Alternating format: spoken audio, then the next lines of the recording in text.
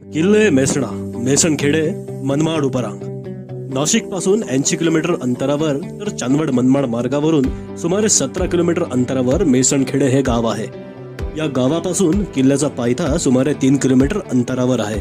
येथून ढोरवाटेने खड्या चढाईचा पहिला टप्पा पूर्ण करून डोंगराची सोंड जेथे उतरते त्या पठारावर पोहोचता येते व येथून मनमाड भागातल्या डोंगर रांगेंचं विहंगम दृश्य दिसायला लागतं.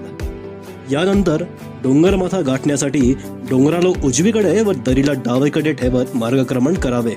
ह्या मार्गावर पुष्कळ प्रमाणात झाडी वाढली असली तरी वाट मळलेली असल्याने चुकण्याची शक्यता येथे नाही.